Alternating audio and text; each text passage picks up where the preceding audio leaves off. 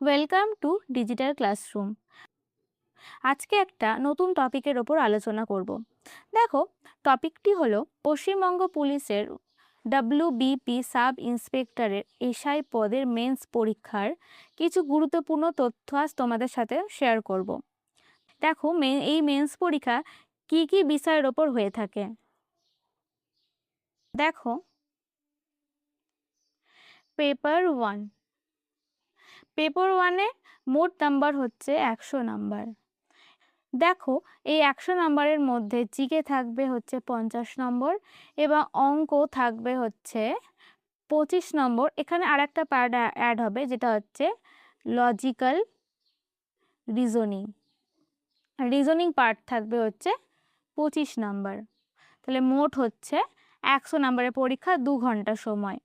Paper 2-তে দেখো, ইংরাজি হচ্ছে মোট নাম্বার 50 এবং এখানকার সময় থাকবে 1 ঘন্টা। পেপার 3, এখানে থাকবে বাংলা, আরও যেসব ভাষা নিতে পারবে তোমরা, হিন্দি, নেপালি, উর্দু। দেখো, এই স্ট্রাকচারটা হচ্ছে এসআই পরীক্ষার। এই সেম স্ট্রাকচার, হয়তো নাম্বারের বিভাজনটা আলাদা, সেম ডেসক্রিপটিভভাবে পরীক্ষা হয় মিসলেনিয়াস এক্সামের মেন্স পরীক্ষা। তাই এই ক্লাসটির মাধ্যমে তোমরা যেমন এসআই এর মেন্স প্র্যাকটিস করতে পারবে, সেই রকমই মিসলেনিয়াস মেন্সেরও প্র্যাকটিস করতে পারবে। আরও একটি এক্সাম আছে যেটি প্রত্যেক বছর হয় না ঠিকই, সেটি হলো ক্লার্কশিপ মেন্সেও এই ইংলিশ, এই বাংলা, এই দুটো সাবজেক্ট থাকে। তাহলে এই ক্লাসটি থেকে তোমরা এসআই, মিসলেনিয়াস এবং ক্লার্কশিপ পরীক্ষার মেন্সের প্রস্তুতি নিতে পারবে, যেটি চাকরি পাওয়ার ক্ষেত্রে খুবই গুরুত্বপূর্ণ। চলো এটি ভালোভাবে বিশ্লেষণ করে দেখি। এবার দেখো, জেনারেল স্টাডিজ এবং পাটিগণিত অর্থাৎ অ্যারিথমেটিক 100 নম্বরের। এটা সব থেকে স্কোরিং পেপার। এখানে সাধারণত দুটি ভাগ থাকে। একটা হচ্ছে জেনারেল স্টাডিজ, যেটা 50 নম্বরের হয়ে থাকে, যেখানে থাকে ইতিহাস, ভূগোল, বিজ্ঞান, কারেন্ট অ্যাফেয়ার্স থেকে বড় প্রশ্ন আসে।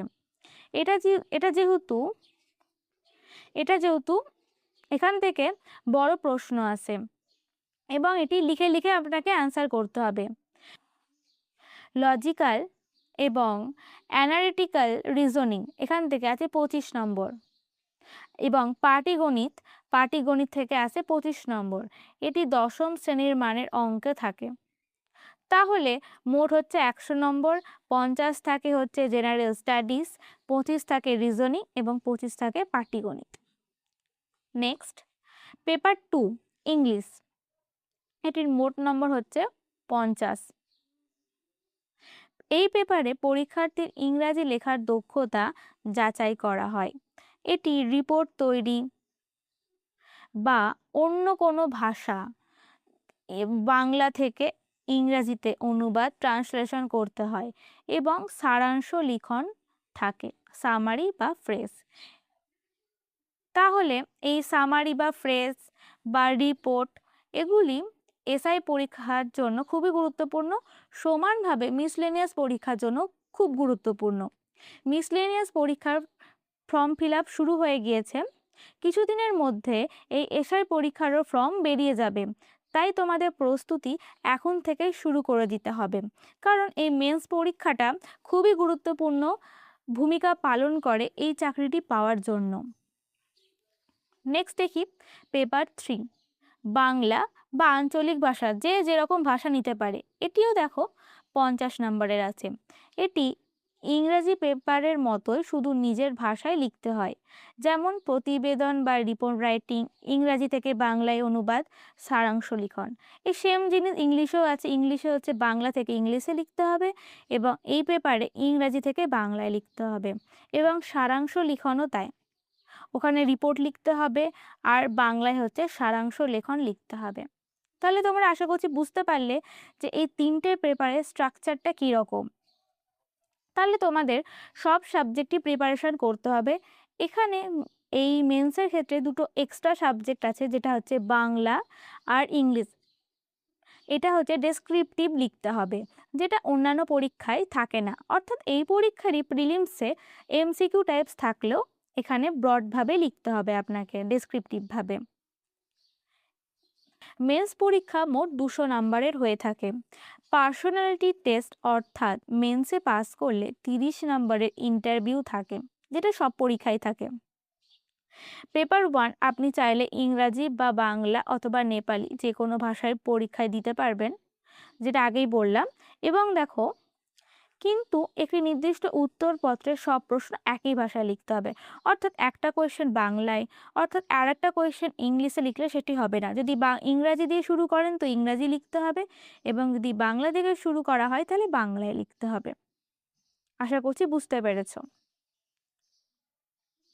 দেখো, এই টপিকের ওপর আজকে আমরা একটা প্রতিবেদন লেখা দেখব, যেগুলি পরীক্ষার প্রস্তুতির জন্য খুব কাজে দেবে। আশা করছি তোমরা বুঝতে পারবে যে ডেসক্রিপটিভ ভাবে এই পরীক্ষাটি কি করে দিতে পারবে তোমরা। চলো দেখি।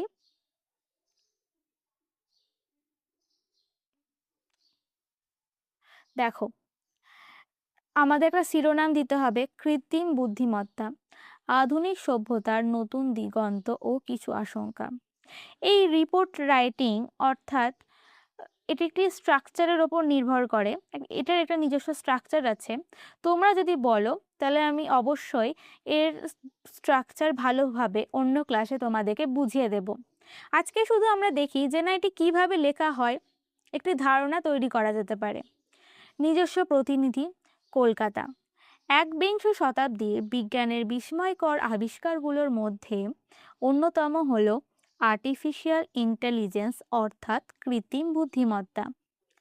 আজ মানুষের দৈনন্দিন জীবন থেকে শুরু করে জটিল মহাকাশ গবেষণা, সব ক্ষেত্রে এআই এর পদচারণা অনস্বীকার্য। দেখো, আমরা যেই ভাষায় কথা বলি সেই ভাষা যেমন যুক্ত আছে, সেখানেও কিছু কিছু টার্ম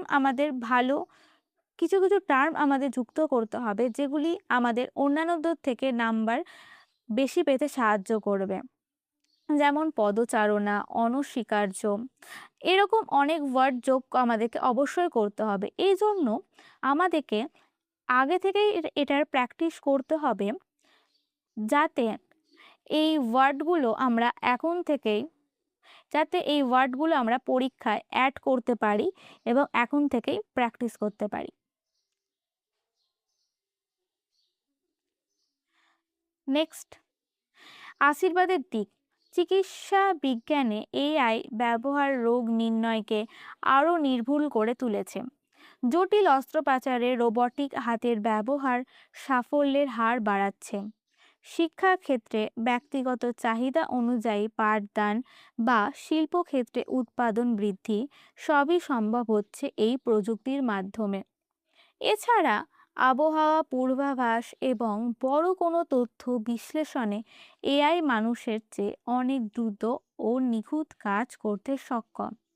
তোমরাও এআইয়ের মাধ্যমে একটা ভালো জিনিস করতে পারো, যে তোমরা কোনো টপিকের ওপর এআইয়ের সাহায্য নিয়ে বাড়িতে বসেই রিপোর্ট রাইটিং অথবা বাংলা থেকে ইংলিশে অনুবাদ করা, ইংলিশ থেকে বাংলায় অনুবাদ করা করতে পারবে। এবার অভিশাপ বা আশঙ্কার দিক। প্রযুক্তির এই দ্রুত প্রসারের অন্ধকার দিকটিও এড়িয়ে যাওয়ার মতো নয়। বিশেষজ্ঞের মতে এআইয়ের ফলে বড় বড় শিল্পক্ষেত্র মানুষের শ্রমের প্রয়োজনীয়তা কমাচ্ছে, যা বিশ্বজুড়ে বেকারত্বের বৃদ্ধির কারণ হতে পারে। এটা কি সত্যি? তোমাদের যদি একই মতামত থাকে তোমরা আমাকে অবশ্যই জানিও। এছাড়া ডিপফেক প্রযুক্তির মাধ্যমে ভুল তথ্য ছড়ানো এবং সাইবার অপরাধের প্রবণতা বৃদ্ধি পাওয়ায় ব্যক্তিগত গোপনীয়তা হামলার মুখে। সবচেয়ে বড় আশঙ্কার বিষয় হলো, যন্ত্র যদি মানুষের আবেগহীন নির্দেশে কাজ করে তবে অনেক সময় তা নীতি বহির্ভূত সিদ্ধান্তে জন্ম নিতে পারে। লাস্ট দেখো, উপসংহার। বিজ্ঞান মূলত একটি দ্বিধারী তলোয়ার। কৃত্রিম বুদ্ধিমত্তার সাফল্য নির্ভর করছে আমরা একে কিভাবে ব্যবহার করছি তার উপর। সঠিক নিয়ন্ত্রণ ব্যবস্থা এবং নীতিমালার মাধ্যমে যদি এই প্রযুক্তির ব্যবহার নিশ্চিত করা যায়, তবে এটি আগামী দিনে মানব সভ্যতার জন্য এক যুগান্তকারী আশীর্বাদ হয়ে থাকবে। তোমরা কিভাবে এআইকে নিজেদের জীবনে কাজে লাগাও সেটি আমাকে কমেন্ট করে অবশ্যই জানিও। আশা করছি এই ক্লাসটি তোমাদের ভালো লেগেছে। আগামীতেও আমি এই ধরনের ক্লাস তোমাদের জন্য নিয়ে আসব। দেখা হবে নেক্সট ক্লাসে।